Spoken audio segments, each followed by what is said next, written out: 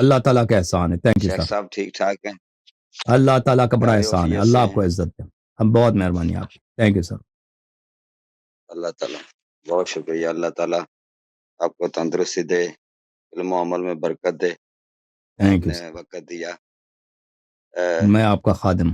پچھلے دنوں بھی آپ سے بات ہوئی تھی، آپ سے شاید آپ کو یاد ہو. جی جی بالکل تو بالکل آج بالکل. بھی کچھ تھوڑی گفتگو جی آج سر بھی کچھ بسم اللہ. گفتگو کرنے کا ارادہ ہے جی کہ میں نے کچھ سوال کچھ جاننے کے لیے آپ کو زحمت دی ہے جی سر. کہ اس میں نے اس دن بھی ایک نوٹ دیا تھا. میں یہ کہہ رہا تھا کہ ہمارے یہاں پاکستان میں نا اہل اسلام جو ہے نا سبھی پاکستان میں اہل بیت کا نا احترام کرتے ہیں دل سے، بالکل بالکل سوائے ناسبیوں کے. صحیح. ہاں جی. اور میں یہ قرض کر رہا تھا پچھلے دنوں بھی، میں اس کو پھر دوبارہ دہرا رہا ہوں کہ اس میں سید مودودی رحم اللہ نے جو کتاب لکھی تھی نا، اس کو پڑھنے کے بعد لوگوں کے کافی جانکاری ہوئی اور ان کو اس بات کا علم ہوا کہ حضرت علی شیر خدا رضی اللہ تعالیٰ عنہ علیہ السلام کے ساتھ جو باتیں ہوئی تاریخ کے اور احادیث کی روشنی میں، اور صحیح. اسی کام کو پھر حضرت مولانا اسحاق صاحب نے نہ پھیلایا. جی مولانا اسحاق صاحب رحم اللہ نے بھی نا اس کو بہت آگے بڑھایا، اور صحیح. جس کے بعد لوگوں کو نا جو چھپی ہوئی باتیں تھی جو اصل اور اہل سنت کی کتب میں، وہ ان کے سامنے آئیں. تو اس سے جی کافی سارا مواد نئی نسل کو اور لوگوں کو ملا. میں خود اتنی صحیح. عمر ہو گئی ہے، مجھے خود اس چیز کا کوئی علم نہیں تھا کہ جی اہل بیت کے بارے میں یہ ہم سے چھپایا گیا. یہ بات صحیح. آپ کی درست ہے. صحیح. تو یہ ہمارے جو آج کے کچھ موضوع ہیں، چونکہ اور بھی دوست ہیں، وہ میں نے جی کچھ عنوان رکھے تھے. اس میں کچھ حدیث کا موضوع تھا، اس کے اوپر گفتگو تھی. آپ سے مطلب جاننا چاہتا تھا. جی اور اس میں کچھ تقلید کے کچھ مسائل تھے، سوالات تھے. تو جی ہیں تو یہ لمبے، لیکن میں نہیں جتنا آسان ہوگا چھوٹے چھوٹے جواب میں پہلے لے لوں گا، اور جو موضوع تھوڑا سا لمبا ہوگا وہ بعد میں لے لوں گا. جی اور سر. جتنا بھی آپ کے پاس آسانی سے وقت ہوا وہ میں اتنا ہی لوں گا آپ سے وقت. صحیح ہے. میں کوئی بڑی آپ کی نوازش ہے کہ آپ نے. پھر اتحاد امت کے بارے میں کچھ گفتگو تھی، وہ آپ سے سوال لینا تھا. جی سر. حضرت علی ابن ابی طالب علیہ السلام کا اسوہ کے بارے میں تھا. وہ کیوں نہیں اختیار کیا جاتا کہ جس طرح آپ نے اپنے دور میں اس وقت تقیہ کیا اور بہت ساری چیزوں وسیع تر مفاد میں امت کے انہوں نے اختیار کیا، وہ آج کیوں نہیں کیا جا رہا یا کرنا چاہیے. اور دوسرا ایک وہ جو حضرت علی شیر خدا انتا منی بے منزلت ہارون، اس پہ گفتگو تھی، کچھ سوالات تھے. تو یہ اس طرح میرے پاس کچھ موضوع تھے. تو میں شروع کرتا ہوں کہ ایک تو آپ کا تھوڑا سا ذاتی پوچھ لوں کہ آپ کی سر ایج مبارک کیا ہے؟ وہ جو ہے سیکرٹ ہے. بوڑھے ہیں. اچھا بوڑھا ویری اولڈ آپ مین. کھاتے کیا ہیں؟ کھاتے وہی جو آپ لوگ کھاتے کیا کھاتے ہیں؟ ہو، روٹی گوشت سبزی مٹھائی. نہیں وہ میری میں آج جو ہے بات ہو رہی تھی برمنگھم میں نا، وہ میرے سے ہاں، خط و کتابت کرتا ہوں، مفتی ہیں محمد فاروق علوی صاحب. وہ جی گجرانوالہ میں بہت بڑے مناظر ہیں اہل سنت کے دیوبند کے نا. تو جی میں ان سے بات کر رہا تھا، تو وہ میری اور ان کے درمیان میں خفیہ باتیں ہیں، اور وہ ان سے میں اہل تشیع کے بارے میں وہ بہت ان کے ساتھ ان کی نا گفتگو ہے، اور مسائل کے بارے صحیح. میں ان سے جی کاؤنٹر چیک کرتا ہوں. تو صحیح. خیر آگے میں کہ کس سے آپ کا جو اہل بیت شعبہ ہے یہ وہ زیادہ اہل بیت امامت. علیہم السلام کے حدیث میں کھانوں میں گوشت کی بڑی تعریف ہے. سید ماشاء اللہ. سید تو طعام میں وہ اس کو طعام کا میں لفظ بھول گیا، سید الادام ہے ظاہر. اس کا جو بہترین کھانا ہے گوشت. اہل جی بیت علیہ السلام نے فرمایا کہ آپ ہم لوگ گوشت زیادہ کھاتے ہیں، اپنے شیعوں کو بھی فرمایا گوشت زیادہ کھایا کرو. اور فرمایا کہ جو شخص 40 دن میں گوشت نہ کھائے تو اس کو قرضہ لینا چاہیے گوشت کھانے کے لیے. اور اس کے علاوہ بہت سارے دوسرے اچھا کھانے ان کے احادیث میں تعریف ہے، جیسے بازن جان ہے اور دوسرے بہت سارے کھانے ہیں، عدس ہے وغیرہ وغیرہ. تو کھانا ہم جو ہے جی. حقیر کھانا میں کم ہی کھانے کی کوشش کرتا ہوں. اور تو یہ جیسے دوسرے لوگ کھاتے ہیں اسی طرح ہم کھاتے ہیں بھائی. صحیح. اب میں شروع کرتا ہوں کہ سر یہ بدعت ایک جو نیا بات آپ کرتے ہیں نا، آپ کی گفتگو آپ کے لیکچرز میں کہ بدعت ہوتی ہے، اور ہمارے ہاں بھی یہ بریلوی حضرات اور کچھ ہیں کہ بدعت سیاح اور بدعت حسنہ، ہم، کچھ ایسی چیزیں ہوتی ہیں جو آپ اشارہ سمجھ گئے ہیں، تفصیل میں آپ کے ٹائم کی وجہ سے میں ہم، ذرا مزید تفصیل نہیں کروں گا۔ تو یہ کوئی نئی چیزیں آتی ہیں جس کو ہم مطلب اپنا لیتے ہیں، ہمارے تمام ہی فرقوں میں یہ بات ہے۔ تو الزام ایک دوسرے پہ ہم لگاتے ہیں کہ وہ بدعت ہے، وہ بدعت ہے، وہ بدعت کر ہم۔ رہا ہے، وہ گمراہ ہے۔ تو یہ آپ کا کیا رائے ہے سر؟ بدعت سیاح اور بدعت حسنہ کے کوئی جو یہ ٹھیک ہے، اس میں کچھ ایسی باتیں ہیں جو تو جائز ہیں؟ تو تو اگر کوئی چیز تو شریعت میں سر انسان ذرا داخل نہ کرے نا، من سن سنة حسنة، حدیث شریف میں اہل بیت علیہ السلام کی جانب سے، من سن سنة حسنة فله، میں ایک حدیث دکھا دوں آپ کو، من استنى بسنة عدل فاتبعها كان له أجر من عملها من غير أن ينقص من أجورهم شيء، ومن استنى بسنة جور فاتبعها كان له مثل وزر من عمل به من غير أن ينقص من أوزارهم شيء۔ دیکھیں انسان، بدعت کون سے حرام ہے کہ اگر آپ شریعت میں دین میں کوئی چیز چینجز لائیں نا، ابھی مثلا میں نکاح کا طریقہ چینج کروں، نکاح کا طریقہ اب کہہ دوں کہ بھئی نکاح اس طرح کرو، یا مثلا میں طلاق کا طریقہ کار چینج کروں کہ طلاق اس طرح ہوتی ہے، اللہ اعلان کہ اللہ اور رسول صلی اللہ علیہ وسلم نے کوئی اور بات بتائی ہے، یا میں کوئی اپنے سے کوئی نماز بنا دوں کہ آپ بھئی اس طرح نماز پڑھنا یہ جو ہے یہ مستحب ہے، یا میں کوئی روزہ اپنے سے بنا دوں کہ بھئی یہ روزہ پڑھنا، روزہ اس طرح رکھنا جو ہے وہ کوئی حدیث کوئی آیا کچھ بھی نہیں ہے، تو وہ جو ہے وہ یہ بدعت ہے، یہ بدعتی جہنمی ہے، یہ شخص یہ اللہ سے افتراء ہے، رسول اللہ صلی اللہ علیہ وسلم پہ جھوٹ باندھنے کے مساوی ہے، کیونکہ آپ شریعت میں چینجز لا رہے ہیں، تو لوگوں کو یہ بتائیں گے کہ اللہ کا حکم یہی ہے، حالانکہ اللہ کا حکم نہیں ہے، یہ باطل چیز ہے۔ لیکن اگر ہم یہ کرتے ہیں کہ کوئی چیز من سن سنت حسنتا فلہ اجرها، اگر کوئی شخص کوئی اچھی عادت، کوئی اچھی سنت لوگوں میں پیدا کرتا ہے، مثلا ہمیں پتہ ہے کہ فرض کریں کہ منڈے کے دن یا خمیس کے دن روزہ رکھنا مستحب ہے، ٹھیک ہے نا، تو ہم اس کی اپنے گھر والوں کو اس کی عادت ڈال دیتے ہیں کہ بھئی میرے گھر میں سب لوگ جو ہے جمعرات کے دن روزہ رکھتے ہیں، یہ جو ہے یہ سنت یہ پہلے سے شریعت میں موجود ہے، لیکن کوئی اس کا اتباع کرنے والے کم ہیں، میں نے اپنے گھر والوں میں اس کی عادت ڈال دیا، اب پڑوسیوں میں بھی عادت ڈال دیا، اب میں شاگردوں کو بھی کہتا ہوں وہ بھی عادت ڈال دی نا، یہ سنت حسنہ میں نے آغاز کی ہے، یہ کوئی میں نے دین میں کوئی نئی چیز داخل نہیں کی ہے، یہ دین سے پہلے میں موجود تھا، لیکن یہ ترک ہو چکا تھا، اب لوگ اس کی اتباع کرتے ہیں۔ اب یا مثلا نماز تہجد جو ہے اس کی بڑی ثواب ہے، اب فرض کریں میرے علاقے میں کوئی نماز تہجد نہیں پڑھتا، میں لوگوں کو بتاتا ہوں کہ بھئی نماز تہجد اس کا اتنا ثواب ہے، اس کا اتنا ثواب ہے، اپنے گھر والوں کو بتاتا ہوں، تو میری وجہ سے کچھ لوگ نماز تہجد پڑھتے ہیں، تو وہ لوگ جو نماز تہجد پڑھیں گے مجھے بھی اس کا ثواب ملے گا، ان کے اجر سے کچھ کم نہیں ہوگا، اس کا مجھے اجر ملے گا۔ یا فرض کریں کہ ہمارے شہر میں اگر کوئی باہر سے کوئی آدمی آتا ہے تو کوئی اس کو کھانا نہیں کھلاتا، کوئی اس کو، یعنی پرانے زمانے میں آتے تھے نا، مختلف قافلے آتے تھے، تو بعض علاقے ایسے ہوتے تھے کہ وہ اجنبی کو وہ کوئی ان کی خاطر مدارت نہیں ہوتی تھی مہمان کی، وہ بھائی ان کو اگر کوئی کسی نے پیسہ دے، انہوں نے پیسہ کھانا خرید لیا تو خرید لیا، وہی وہ بھوکے رہ جاتے ہیں۔ فرض کریں ہم کسی گاؤں میں رہتے ہیں، یہاں سے کوئی اجنبی آتا ہے، ہم گاؤں والوں کو بتائیں گے کہ بھائی مہمان جو ہے یہ اللہ کا پیارا ہوتا ہے، مہمان کی اگر کوئی خدمت کرتا ہے تو اس کی بڑی اجر و ثواب ہے مہمان کی، اگر آپ کسی مہمان کو کھانا کھلاتے ہیں تو مہمان برکت اپنے ساتھ لے کے آتا ہے، تو میں اس کو پہلا دیتا ہوں اپنے گاؤں والوں کو، کہتا ہوں کہ بھائی یہاں سے کوئی قافلہ گزرتا ہے مسلمانوں کی، تو ان کو بھائی تم اس طرح نہ کہو کہ بھائی یہ ان کو بالکل نہ کھانا نہ پانی کچھ نہ دو، ان کو بلاؤ، اپنے گھروں میں بلاؤ، ان کی کچھ عزت کرو، یا ان کو کچھ کھانا روٹی جتنا تمہارا ہو سکتا ہے ان کو دیا کرو۔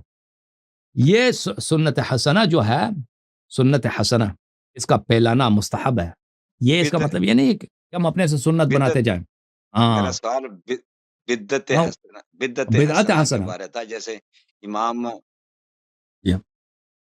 ہمارے ہاں جو حدیث ہے وہ سنت حسنہ کی ہے، سنت حسنہ کی آغاز کرنا، جو چیز پہلے سے موجود ہے اس کو آپ ترویج کریں، اس کو لوگوں کو سکھائیں، لیکن اگر کوئی چیز دین میں آپ اضافہ نہیں کر سکتے، بدعت حسنہ اگر کوئی ایسی نئی چیز جو دین میں اضافے کا سبب نہیں ہے بھائی، بس میں نے عرض کیا نا کہ مثلا کوئی مہمان کو کھانا نہیں کھلاتے یا کوئی فقیر ہے اس کی کوئی ہیلپ نہیں کرتا.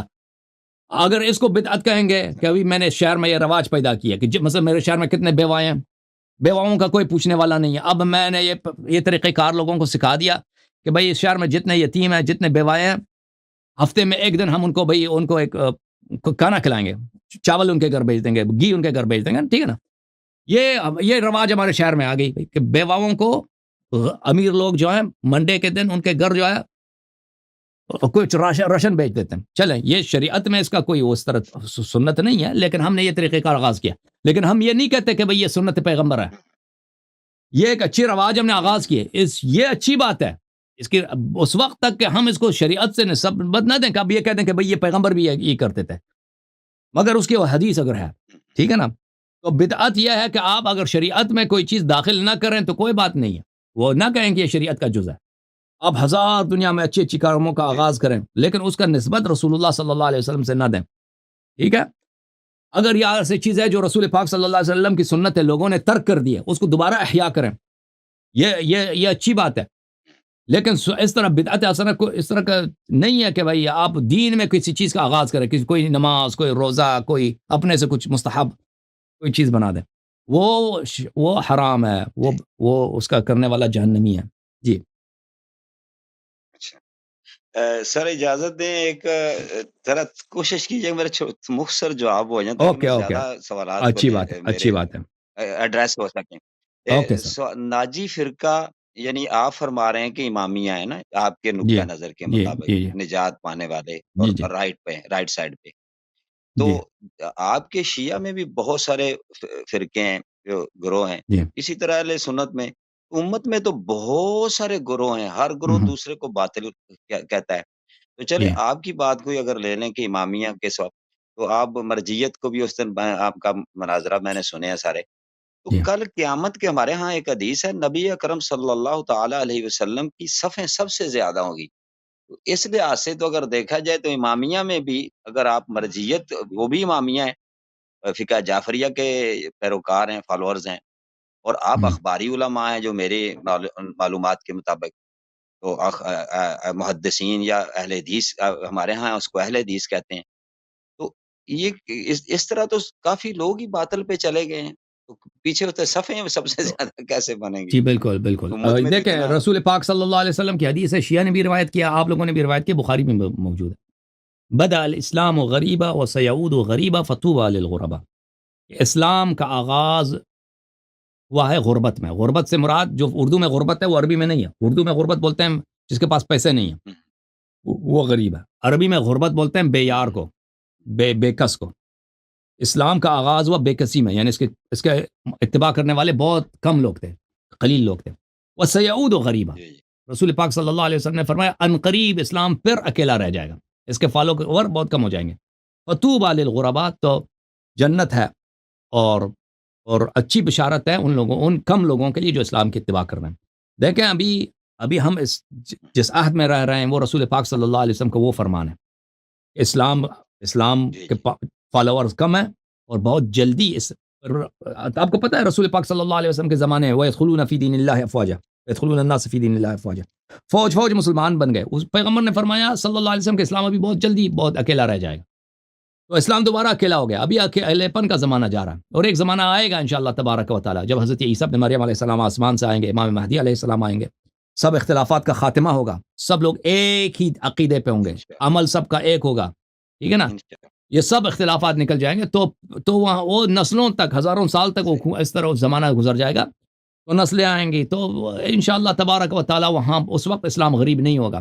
اور بہت سارے لوگ, اللہ ابھی قیامت ابھی تو نہیں ہونے والی نا, سبحان قیامت تو اللہ. ابھی تو بہت ساری چیزیں ہونے والی ہیں, بہت سارے نسلیں آئیں گی انشاءاللہ تبارک و تعالی جو ایمان بے کے شک. راستے پہ ہوں گے. جی اچھا آگے جزاک اللہ خیر. غدیر خم کے موقع پر جو نبی اکرم صلی اللہ تعالی علیہ وسلم نے مولا علی کے بارے میں فرمایا, ہوں امام اسحاق صاحب رحمۃ اللہ علیہ, جن کے سے میں فیض یاب ہوتا رہا ہوں, جن کے لیکچرز وغیرہ سنتا رہا ہوں, ان کے خطبات, ہوں وہ فرماتے تھے, اور یہ میرے بھی ذہن میں یہ سوال پیدا ہوتا ہے, اور عام سامعین اور ناظرین کے, کہ اتنا بڑا اہم امامت و خلافت کا تھا یہ آپ کا جو بڑا ٹاپک بھی ہے انٹرسٹنگ. تو وہ کہتے ہیں حجۃ الوداع کے موقع پر جہاں ہم کہتے ہیں ہماری روایات کے مطابق 1.25 کے قریب نا ادھر حجاج تھے یا لوگ مسلمان اس میں تھے، تو یہ اتنی بڑی اہم بات کیا وہاں نہیں نبی اکرم صلی اللہ علیہ وسلم نے فرمائی؟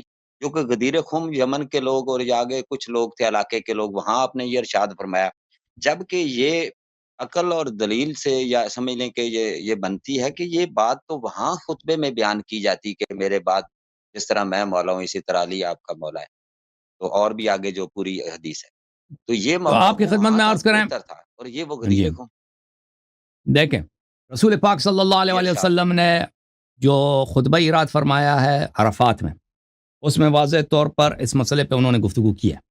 یہ کتاب سنن ترمذی چاپ دار الفکر ملاحظہ فرمائیے، یہ بیروت لبنان میں کتاب چھپی ہے، مناقب اہل بیت النبی صلی اللہ علیہ وآلہ وسلم. جابر بن عبداللہ انصاری سے روایت کرتے ہیں، اور اس روایت کو خود ترمذی صاحب کہتے ہیں روایت حسن ہے، بلکہ یہ حسن نہیں ہے، متواتر ہے، کیونکہ بہت سارے غریب حسن من هذا الوجہ، یہ سند حسن ہے، وإلا اس کے اسانید بہت زیادہ ہیں، اس کے متواتر ہیں.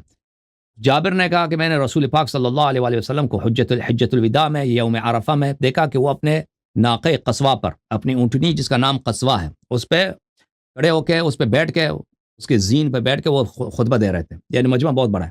انہوں نے فرمایا یا ایھا الناس انی ترکت فیکم، اے لوگ میں تمہارے درمیان چھوڑ چکا ہوں.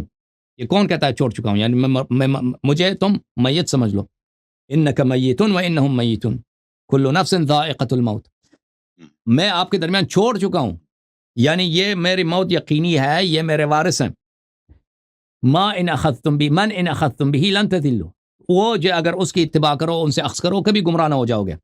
کتاب اللہ و عترت اہل بیت، کتاب اللہ اور میرے عترت طاہرہ علیہم السلام. اور عترت اہل بیت میں اگر ہم ازواج کو بھی اہل بیت میں لے لینا، کوئی نہیں کہتا، مسلمانوں میں کوئی ایسا فرقہ نہیں ہے کہ ازواج کو امامت کا حق ہے یا ازواج کی اتباع ہم نے کرنی ہے، کوئی نہیں کہتا.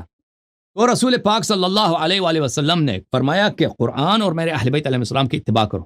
یہ عرفہ میں، اور اہل بیت علیہ السلام میں خلافت کا کنٹینڈر، خلافت اور امامت کا کینڈیڈیٹ کوئی نہیں تھا سوائے امیر المؤمنین علی بن ابی طالب علیہ السلام کے. یہ واضح ہے، سب لوگوں کو پتہ ہے کہ اہل بیت طاہرین علیہم الصلوۃ والسلام کو، ازواج کو ہم اہل بیت سے ہم نہیں مانتے، ازواج کو اگر مان بھی لینا، ازواج نے کبھی ادعا نہیں کیا کہ ہمیں خلافت ملنی چاہیے، اور نہ کسی مسلمان نے کبھی کہا کہ نبی صلی اللہ علیہ وسلم کے بعد ام سلمہ کو یا عائشہ کو یا حفصہ یا کسی کو خلافت ملے گی، کسی نے نہیں کہا. یہ اہل بیت سے مراد یہاں پہ امیر المؤمنین علیہ الصلوۃ والسلام ہے، واضح طور پر. اچھا، اللہ آپ کا بھلا کرے. رسول پاک صلی اللہ علیہ وآلہ وسلم حج کے موقع پر ملاحظہ فرمائیے، یہ کتاب صحیح مسلم چاپ دار الفکر، یہاں پر کتاب الامارہ میں رسول اللہ صلی اللہ علیہ وآلہ وسلم نے غدیر عرفات کے موقع پر فرمایا کہ یہ ملاحظہ فرمائیے کتاب الامارہ میں بہت ساری روایت، ایک دو روایت نہیں، کئی روایات ہیں کہ رسول پاک صلی اللہ علیہ وآلہ وسلم نے فرمایا کہ اس امت کے لا یزال امر الناس ماضیا ما ولیہم 12 رجلا، جب تک 12 لوگوں کا، 12 مردوں کا ان امت پہ ولایت ہے، اس یہ امت کا طریقہ کار صحیح ہوگا. پھر انہوں نے کوئی ایک بات کہی، خفیت علیہ، مجھے نہیں سنائی دی. فسألت ابی ماذا قال رسول اللہ صلی اللہ علیہ وآلہ، قال كلهم من قریش. میں نے پوچھا کہ پیغمبر صلی اللہ علیہ وسلم نے کوئی بات کی، مجھے نہیں سنائی دی. میں نے پوچھا کہ وہ کیا کہہ رہا ہے اپنے والد سے. والد نے کہا کہ وہ کہتے ہیں کہ یہ سب قریش سے ہوں گے. اچھا، پھر اگر اس حدیث میں دیکھیں کہ یہی بات کہ رسول اللہ صلی اللہ علیہ وآلہ وسلم نے فرمایا لا یزال الدین عزیزا منیعا الی 12 خلیفہ، کہ یہ دین، اس دین کا عزت اور اس دین کی استحکام 12 خلفاء کے دار و مدار پر ہے. تو فقال کلمتا سمنیها الناس، یہ جملہ بڑا اہم ہے، سمنیها الناس، کہ انہوں نے ایک جملہ کہا کہ مجھے سنائی نہیں دیا. کیوں نہیں سنائی دیا؟ سمنیها الناس، لوگوں کے شور کی وجہ سے مجھے نہیں سنائی دیا. پیغمبر صلی اللہ علیہ وسلم عرفات کے موقع پر وہاں پہ کہنا چاہتے تھے 12 اماموں کے متعلق، خلافت کے متعلق. خود ان کا یہ مسلم کی حدیث ہے کہ لوگوں نے شور مچایا، سنائی نہیں دیا. اچھا، فقلت لابی ما قال، میں نے اپنے والد سے کہا کہ کیا کہہ رہے ہیں؟ کہتے ہیں کلہم من قریش، وہ سب قریش میں سے. اچھا، تو نبی کریم صلی اللہ علیہ وسلم عرفات میں کہنا چاہ رہے تھے، لوگوں نے شور مچایا ہے، بولنے نہیں دیا، لیکن انہوں نے بولا بھی ہے. یہ کہنا کہ انہوں نے غدیر خم میں کیوں بولا ہے، عرفات میں کیوں نہیں بولا ہے، پہلی بات یہ کہ وہ بولنا چاہ رہے تھے. غدیر خم میں اللہ کی جانب سے ایک گارنٹی ہے، واللہ یعصمک من الناس، اللہ تعالیٰ ان کو ممانعت کرنے کی یا شور مچانے کی، جب آپ امامت کا اعلان کر رہے ہیں ان کو اللہ تعالیٰ اجازت نہیں دے گا، اللہ آپ کو بچائے گا۔ اس زمانے میں دیکھیں جو اصل کیپٹل تھا اسلام کا، اس زمانے میں جو اصل دار الحکومت تھا اسلام کا، مکہ نہیں تھا، یمن نہیں تھا، کہاں تھا؟ مدینہ منورہ تھا، مدینہ منورہ تھا۔ خلافت اگر بننا تھا کسی کا تو مدینہ میں بن جاتا۔ مکے کے لوگ ان کی سیاسی طور پہ فتح مکہ کے بعد شکست ہو چکی تھی، وہ ان کا اثر رسوخ نہیں تھا، یمن وغیرہ ان لوگوں کا کوئی اثر رسوخ نہیں تھا ان لوگوں کا۔ خلافت اگر بننا تو مدینہ والے سب نبی کریم صلی اللہ علیہ وسلم کے ساتھ تھے، آئے تھے حج پر اور واپس جا رہے تھے حج پر۔ اور اس کے علاوہ بقیہ قبائل کے لوگ جو تھے، دیکھیں آج کے زمانے میں اور اس زمانے میں بڑا فرق ہے۔ کچھ رسوم ہمارے زمانے میں ہے جو اس زمانے میں نہیں تھے، کچھ رسوم ہمارے زمانے میں نہیں ہے جو پہلے زمانے میں تھے۔ مکہ کے بہت سارے لوگ پیغمبر صلی اللہ علیہ وسلم، کیونکہ پیغمبر نے فرمایا تھا اس کے بعد میں مر جاؤں گا دنیا سے، یہ میرا آخری حج ہے، اسی لیے حجۃ الوداع کہتے ہیں۔ بہت سارے لوگ مکے کے لوگ آئے تھے پیغمبر صلی اللہ علیہ وسلم کو مدینہ تک چھوڑنے، طائف کے بہت سارے لوگ آئے تھے مدینہ رسول پاک صلی اللہ علیہ وسلم کو چھوڑنے۔ اس وقت عراق جو ہے فتح نہیں ہوا تھا کہ عراق کے لوگ ہوں، عراق کے لوگ مسلمان نہیں تھے اس زمانے میں، تو دوسرے قبائل کے لوگ پیغمبر صلی اللہ علیہ وسلم کے ساتھ آئے تھے۔ اس طرح نہیں تھے کہ صرف مدینے کے لوگ تھے پیغمبر صلی اللہ علیہ وسلم کے ساتھ، دوسرے قبائل کے لوگ، کیونکہ پیغمبر صلی اللہ علیہ وسلم نے فرمایا کہ میں مرنے والا ہوں، تو وہ آئے تھے پیغمبر صلی اللہ علیہ وسلم کے ساتھ راستے میں کہ ہم ان کے ساتھ دے دیں۔ پرانے زمانے میں اس طرح بہت ہوتا تھا کہ کوئی شخص اگر حج جاتا ہے تو لوگ 1 دن تک، 2 دن تک، 3 دن تک اس کے ساتھ چلتے تھے، اس کے ساتھی بنتے تھے، پھر وہ اس سے خداحافظی کرتے، کوئی 1 ہفتے تک جاتا تھا۔ تو اس طرح مدینے کے لوگ، مکے کے لوگ آئے تھے۔ پھر نبی کریم صلی اللہ علیہ وآلہ وسلم نے غدیر خم میں اللہ کے حکم سے یہ خطبہ دیا، کیونکہ عرفات حج کے موقع پہ لوگ شور مچا رہے تھے، لوگ نہیں چاہتے تھے کہ نبی صلی اللہ علیہ وسلم کی بات امامت کی لوگوں تک پہنچ جائے۔ یہ واضح حدیث ہے صحیح مسلم کی کہ لوگوں نے شور مچایا ہے کہ وہ 12 اماموں کے متعلق گفتگو کرنا چاہ رہے تھے، لوگوں نے شور مچایا، بات کرنے نہیں دیا۔ غدیر خم میں اللہ کی جانب سے حکم آیا، واللہ یعصمک من الناس ان اللہ لا یہدی القوم الکافرین۔ اب آپ بولیں گے یہ آپ وہاں پہ گفتگو نہیں کر سکیں گے، وہاں پہ شور نہیں مچا سکیں گے۔ تو رسول پاک صلی اللہ علیہ وسلم نے کسی کو نہیں بتایا کہ میں کیا کرنا چاہتا ہوں۔ جب غدیر خم پہنچے ہیں تو سب کو روک دیا، بھائی دن بھی بڑا گرم ہے، بولا یہاں پہ جھاڑو لگاؤ درختوں کے نیچے۔ پھر انہوں نے خطبہ دیا ہے، اور سب لوگ ہکے بکے رہ گئے کہ سفر کے راستے میں انہوں نے ہمیں روکا کیوں، ہم سن لیں جلدی سے کہ کہنا کیا چاہتے ہیں۔ تو پھر وہاں پہ کسی کو جرأت نہیں ہوئی کہ ان کو اعلان کرنے کا سے روک دیں۔ جی بسم اللہ۔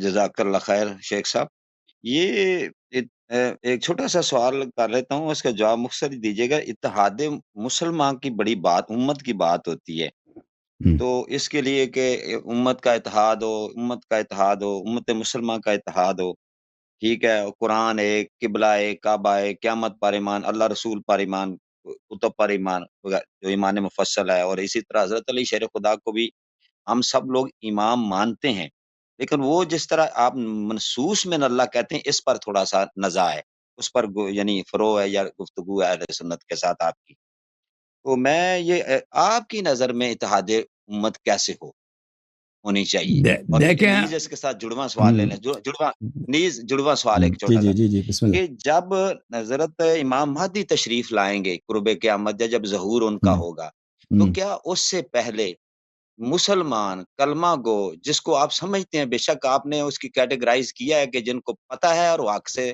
انحراف کر رہے ہیں تو وہ باطل ہیں، وہ کافر ہیں، بدعتی ہیں، جو بھی ان کو کہیں، اور کچھ عوام الناس ہے، عوام ہے، جن کو نہیں پتہ دلیل کا یا جس طرح مطلب ہے، وہ کلمہ گو مسلمان، ان کے ساتھ مسلمانوں والے احکامات یا مسلمانوں والا رویہ برتاؤ کیا جائے گا۔ تو سوال اس میں یہ بن رہا ہے کہ وہ جب امام مہدی سے پہلے کیا ہم کوئی اقدام نہیں کر سکتی امت، یا ظلم اور جور اور ان کی یعنی کفر اور حدود اور یہود کے سامنے مطلب اس طرح ماری کھاتے رہیں؟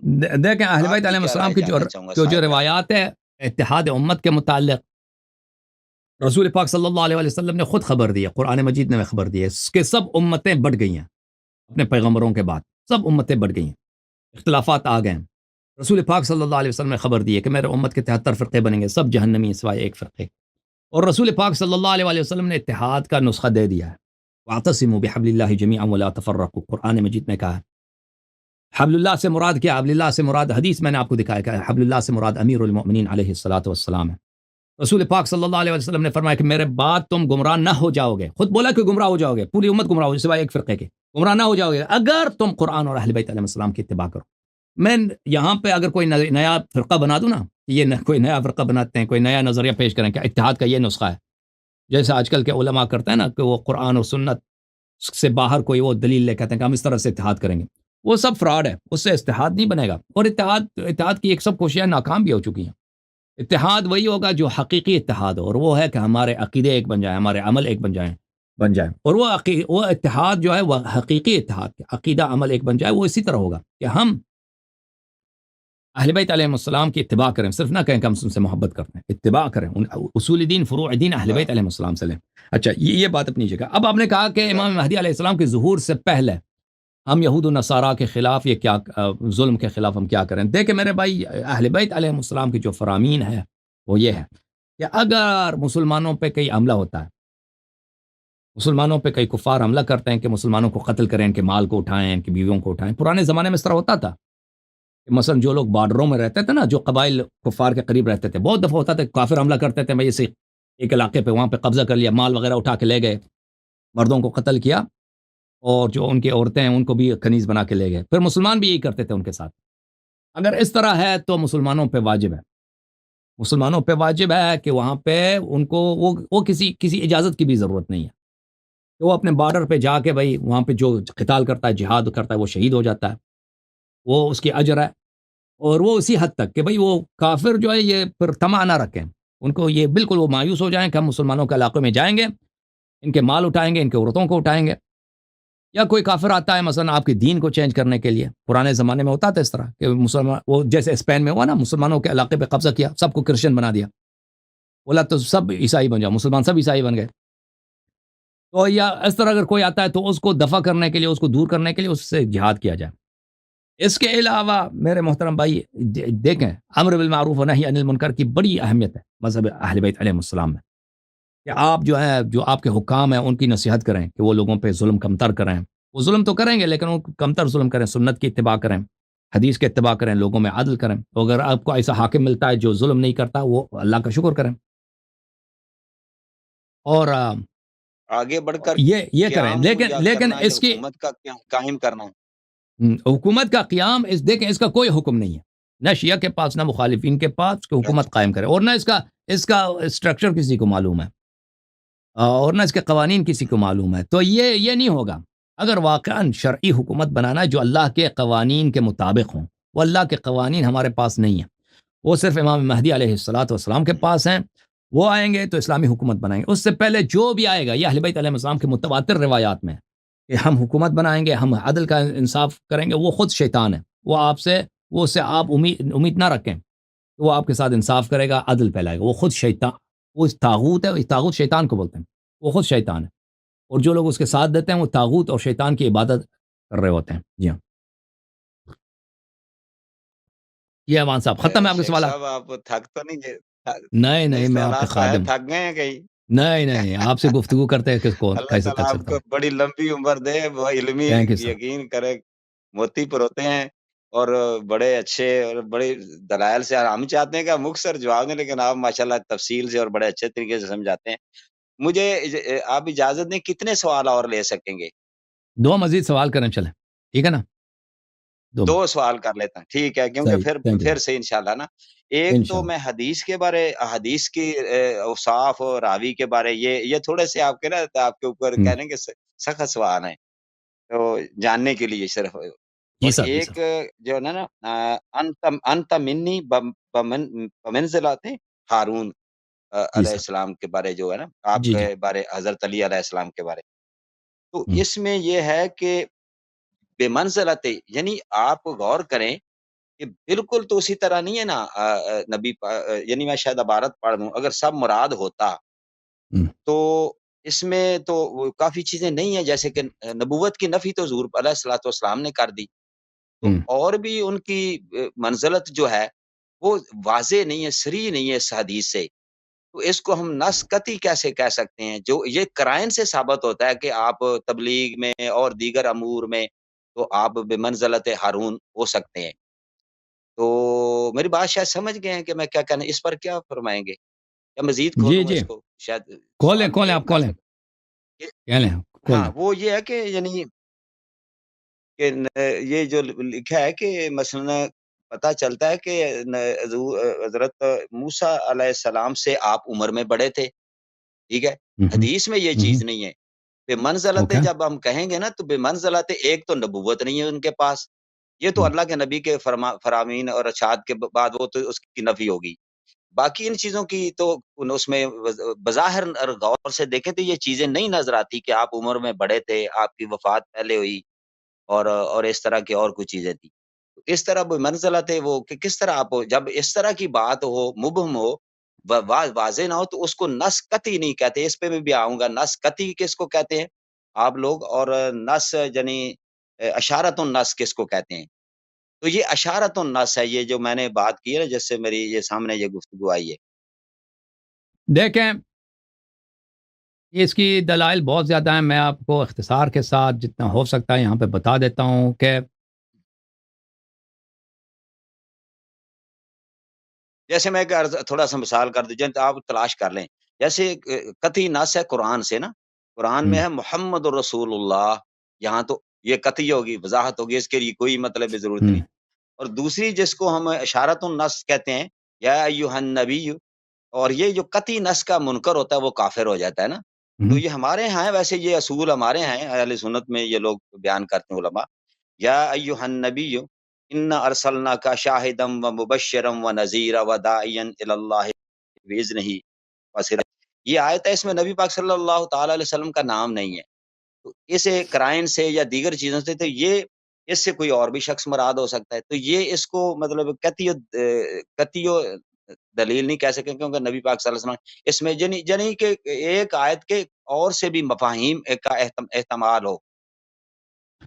اچھی بات ہے، آپ سن لیں، دیکھیں جی یہاں پہ نبی صلی اللہ ہاں علیہ جی، وسلم نے فرمایا انت منی بمنزلت ہارون من موسیٰ، منزلہ اس میں جنس ہے، منزلہ اس میں عربی زبان میں جو گرامرینز ہیں جنہوں نے عربی زبان کے گرامر پہ کتابیں لکھی ہیں، وہ اس میں ابو جنس اور ہریرہ، اس میں ذات میں اچھا، ہم اس میں ذات میں فرق یہ رکھتے ہیں کہ ذات جو ہے وہ کسی شخص پہ دلالت کرتا ہے، کسی چیز پہ، خاص چیز پہ، جیسے وہ کہتے ہیں مکہ مدینہ وغیرہ۔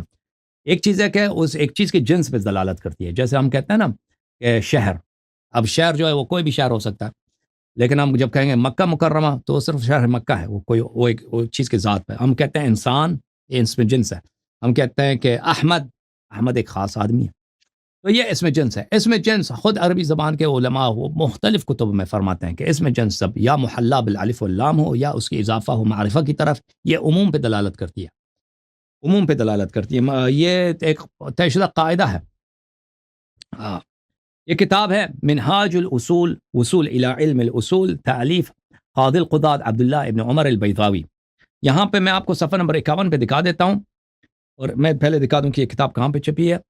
یہ کتاب چھپی ہے مؤسسۃ الرسالہ، سنہ اس کی جو ہے واضح نظر نہیں آ، سنہ 2006 میں چھپی۔ اچھا، یہاں پہ میں آپ کو صفحہ نمبر 51 میں لے کے چلتا ہوں، اس میں آپ دیکھیں فی العموم والخصوص، عموم اور خصوص کے کہ کیا عربی زبان میں اس کے ادوات کیا ہیں، اس کے اظہار کے کیا طریقہ کار ہیں۔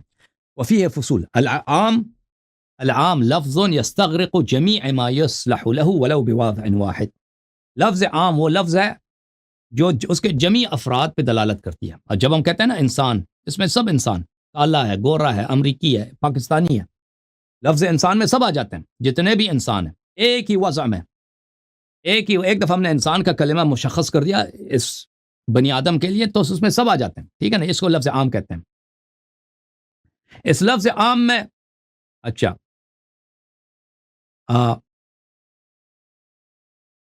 میں آپ کے لیے لفظ عام کے ادوات کیا ہیں؟ العموم اما لغة بنفسه كأي وكل ومن للعالمين وما لغيرهم وأين للمكان ومثال، أو بقرينة في الإثبات كالجمع المحلى بالألف واللام والمضاف، وكذا اسم الجنس۔ کہتے ہیں ایک دفعہ عموم کے لیے خاص الفاظ عربی زبان میں، مثلا کہتے ہیں کل، لفظ کل جب کہتے ہیں یہ کل سب کو شامل کر دیتے ہیں۔ جب میں اردو میں کہتے ہیں سب، میں کہتا ہوں سب پاکستانی، سب پاکستانی میں سب پاکستانی آ جاتے ہیں، سب عورتیں، اس میں سب عورتیں آ جاتی ہیں، عربی زبان میں لفظ کل ہے، اچھا اس کو چھوڑتے ہیں۔ اس کے علاوہ جب الف اللام آ جاتا ہے یا مضاف ہو وکذا اسم الجنس، اور اسی طرح اسم جنس، اور اسی طرح جواز الاستثناء، اور جب اس میں سے کسی چیز کا استثناء ہو جاتا ہے، یہ سب عموم کے دلائل ہیں۔ یہاں پہ آتے ہیں انت منی بمنزلت ہارون من موسیٰ، آپ مجھ سے اس منزلت پر ہیں جس میں سے ہارون موسیٰ کے ساتھ۔ یہ لفظ منزلت لفظ اسم جنس ہے، اسم جنس خود عموم پہ دلالت کرتی ہے، یعنی جتنے، مگر وہ چیز کہ عقلاً خارج ہیں یا مثلا بداہتاً خارج ہیں، باقی جتنے ہیں اس میں شامل ہو جاتے ہیں۔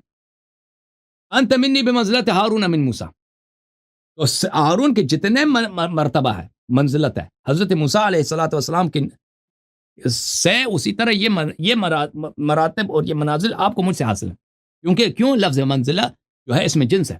اس کے بعد یہ مضاف بھی ہے، اضافہ ہوا، جب اضافہ ہوتا ہے خود اضافہ عموم پہ دلالت کرتی ہے۔ بمنزلت ہارون، یہ جب اضافہ ہوا یہ خود مزید اس میں عموم پہ تاکید ہے۔ اور پھر جواز استثناء، خود نبی صلی اللہ علیہ وسلم نے استثناء، عموم کی علامت کیا؟ استثناء صحیح ہو، نبی صلی اللہ علیہ وآلہ وسلم الا انہ لا نبی بعدی، میرے بعد کوئی نبی نہیں ہے، نبی صلی اللہ علیہ وسلم نے اس کو خود جواز استثناء عموم پہ دلالت کرتی ہے۔ اچھا میں مختصر سے آپ کو جواب دے دیتا ہوں۔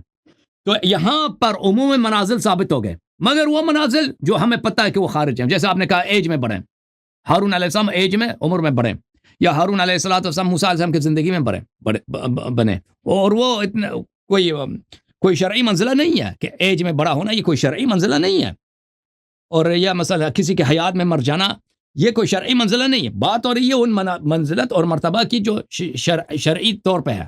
اچھا سوائے نبوت کے وہ سب کے سب ثابت ہیں۔ اچھا اللہ تعالیٰ آپ کا بھلا کرے، انت منی بمنزلت ہارون من موسیٰ، تو نبی صلی اللہ علیہ وآلہ وسلم عربی زبان کو بخوبی جانتے ہیں۔ نبی صلی اللہ علیہ وآلہ وسلم نبی صلی اللہ علیہ وآلہ وسلم موسیٰ علیہ السلام کو بخوبی جانتے ہیں کہ کون ہے، اور ہارون کا کیا، ان سے کیا منزلت ہے وہ بھی بخوبی جانتے ہیں۔ ملاحظہ فرمائیے، میں آپ کو ایک کتاب دکھا دوں، فتح الباری،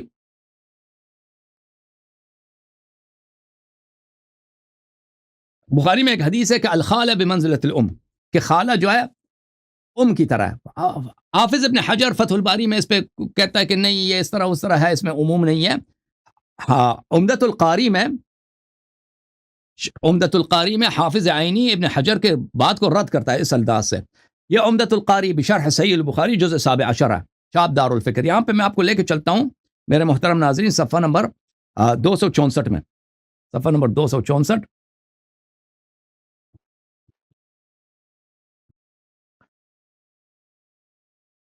یہاں پہ صفحہ نمبر 264 ہے۔ ملاحظہ فرمائیے کہ حافظ عینی صاحب اس میں کیا کہتے ہیں وقال بعضهم لا حجة فيه لمن زعم أن الخالة ترث لأن الأم لا ترث، قلت هي من ذوي الأرحام، قال الله تعالى وأولى الأرحام بعضهم أولى ببعض في كتاب الله، وعلى هذا كانت الصحابة رضي الله تعالى عنهم، حتى روي أن عمر قضى في عم لأم وخالة أعطى العم الثلثين والخالة الثلث، والحديث لا تنافي توريث الخالة بل ظاهره يدل عليه من حيث العموم۔ کہتے ہیں کہ جن لوگوں نے اس پہ توریث کا کہ خالہ کو میراث نہیں ملتا وہ غلطی پر ہیں، کیونکہ حدیث میں خالہ جو ہے ماں کی منزلت پر ہے، خالہ ماں کی منزلت پر ہے، اور صحابہ اسی حدیث کی وجہ سے خالہ کو میراث دیتے تھے، پر وہ بتاتا ہے کہ کتنا میراث دیتے ہیں۔ اچھا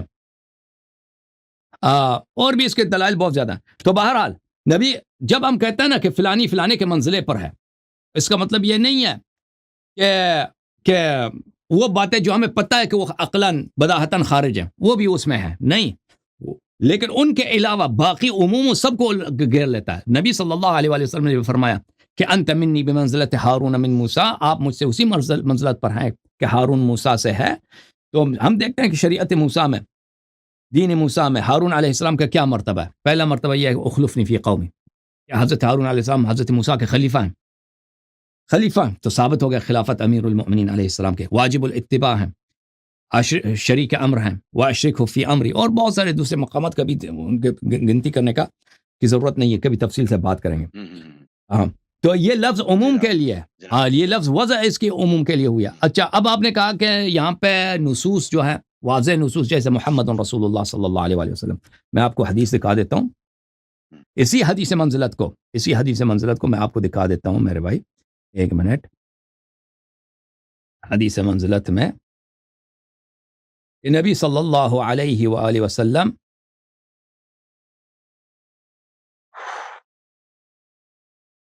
یا شیخ یہ بھی بتائیے گا کہ یہ جو آپ حدیث پیش کر رہے ہیں یہ کوانٹٹی کے اعتبار سے اور کوالٹی کے اعتبار سے، کوانٹٹی کے اعتبار سے یہ مراد کہ اس کا درجہ ہے، متواتر ہے، مشہور ہے، یا وہ کیا ہے؟ حدیث منزلت تو متواتر ہے، اس میں شک ہی نہیں ہے.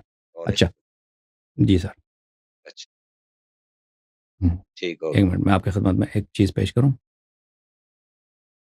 آپ نے کوالٹی کی بات کی تو میں آپ کو ایک چیز دکھاتا ہوں.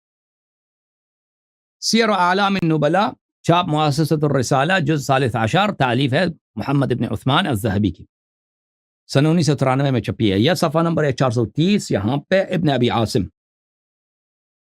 حافظ کبیر، ابن ابی عاصم بہت بڑے حافظ تھے، امام بارع، یہ بہت بڑے اور محقق امام تھے. اس حدیث کے متبع للآثار، آثار بولتے ہیں حدیث کو، حدیث کے یہ جمع کرنے والے اور محدث تھے. کثیر التصانیف. قال ابو الشیخ کان من الصیانة والعفة بمحل عجیب. ابو الشیخ نے کہا کہ تقوی میں اور پرہیزگاری میں اس کا بڑا مرتبہ ہے. اچھا ملاحظہ فرمائیے، یہ ان کی کتاب ہے کتاب السنہ لابی بکر احمد ابن عمرو ابن ابی عاصم، الجزء الاول، چھاپ دار السمیعی للنشر. آپ نے کہا کہ مجھے نص دکھاؤ، سن 1998 میں چھپی ہے. یہ حدیث نمبر 1222 ہے. ابن عباس سے روایت ہے، قال رسول اللہ صلی اللہ علیہ وآلہ علی علیہ السلام، رسول اللہ صلی اللہ علیہ وآلہ وسلم نے علی علیہ السلام سے کہا. اچھا میں اس حدیث سے پڑھنے سے پہلے میں اس کتاب کے محقق کے متعلق کہہ دوں کہ اس کتاب کا جو محقق ہے وہ کٹر وہابی ہے. یہ کوئی شیعہ نہیں ہے، کوئی ایران کی چھپی ہوئی کتاب نہیں ہے. یہ اس کا محقق کون ہے؟ اس کتاب کا کتاب السنہ لابی بکر ابن ابی عاصم حققہ وخرج احادیثہ. اس کتاب کو تحقیق کیا ہے، اس کا حدیث کا اس نے اخراج کیا. کون؟ دکتور باسم ابن فیصل الجوابرہ. دکتور باسم ابن فیصل الجوابرہ استاد الحدیث، حدیث کا پروفیسر ہے بکلیت اصول الدین کالج بجامعۃ الامام محمد بن سعود الاسلامی الریاض. امام محمد بن سعود اسلامک یونیورسٹی میں اصول الدین کالج میں اس میں حدیث کے پروفیسر ہیں. یعنی یہ محمد ناصر الدین البانی کے خاص شاگرد بھی ہیں. یعنی کٹر وہابی انٹا شیعہ، اس کا کام ہی یہی ہے کہ شیعوں کی تکفیر کرے. اچھا اس نے اس کتاب کی تحقیق کیا. جیسے میں نے عرض کیا، یہ کتاب دار السمیعی للنشر میں سن 1998 میں چھپی ہے. کہاں چھپی ہے؟ ریاض میں چھپی ہے، سعودی عرب میں. ٹھیک ہے نا. میں سعودی عرب نہیں کہنا چاہتا کیونکہ یہ ملک، یہ بلاد الحرمین جو یہ سعودیوں کا نہیں ہے. یہ ظلم دیکھیں کہ انہوں نے اپنے خاندان کا نام، ابھی کوئی پاکستان میں نا اپنا خاندان، مثلا کوئی پاکستان کا وزیر اعظم نواز شریف پاکستان کو شریفستان کہہ دے. یہ تو ظلم ہو گیا نا پاکستانیوں پہ کہ بھئی یہ کیا ظلم ہے. یہ جو ہے یہ حجاز ہے، یہ نجد ہے، یہ جزیرۃ العرب ہے، ان کی شرعی اسامی ہے. ان لوگوں نے بھئی اتنا ظلم کہ ایک ملک کا نام ہی تم نے اپنے خاندان کے نام پہ رکھا ہے. بہرحال یہاں پہ صفحہ نمبر 799 میں حدیث 1222 عبداللہ ابن عباس سے روایت ہے. قال، ملاحظہ کریں ایوان صاحب، یہ بڑا اہم ہے ایوان صاحب. قال رسول اللہ صلی اللہ علیہ وآلہ وسلم لعلی، رسول اللہ صلی اللہ علیہ وآلہ وسلم نے علی علیہ السلام سے کہا، انت منی بمنزلت ہارون من موسیٰ، آپ مجھ سے اسی منزلت پر ہیں جو ہارون کو موسیٰ سے ہے. اسی منزلت پر ہیں جو ہارون کو. یہ لفظ دلالت کرتا ہے عموم منازل پر، مگر یہ کہ وہ جو عقلاً خارج ہے یا جو نبی صلی اللہ علیہ وسلم نے خود استثناء کیا. الا انک لست نبیا، مگر یہ کہ آپ نبی نہیں ہیں. وانت خلیفتی فی کل مؤمن من بعدی، اور آپ میرے جانشین ہیں، آپ میرے جانشین ہیں میرے بعد ہر مومن پر. نبی صلی اللہ علیہ وسلم نے خود بتا دیا کہ یہ عموم منازل موسیٰ ہارون میں سے ایک عہدہ جو تھا ہارون علیہ السلام کا قرآن میں، کہ ہارون علیہ السلام کو نبی موسیٰ علیہ السلام نے کہا اخلفنی فی قومی، تم میرے خلیفہ میں تم میری امت میں میری جانشین ہو. وانت خلیفتی فی کل مؤمن من بعدی. حدیث نمبر عاشر نمبر 1 ہے بھائی، عاشر نمبر 1 دیکھو. اسنادہ حسن، اس کی سند حسن ہے. رجالہ رجال الشیخین، اس کے سب رجال بخاری مسلم کے رجال ہیں سوائے ابن ابی بلجہ کی، اور وہ ابن ابی بلجہ وہ بھی صدوق ہے، وہ بھی صادق ہے. تو حدیث جو ہے حدیث حسن، حدیث صحیح کے اقسام میں سے ہے. اگر یہ ابوبکر عمر کے لیے وہ حدیث ہوتا نا جس کو کہتے تھے یہ بہت ہی صحیح ہے، لیکن اس لیے کہ علی علیہ الصلوۃ والسلام کے لیے کہا کہ یہ حسن ہے، کوئی بات نہیں، حدیث حسن بھی حجت ہے. تو رسول صلی اللہ علیہ وسلم نے کہہ دیا نا، اسی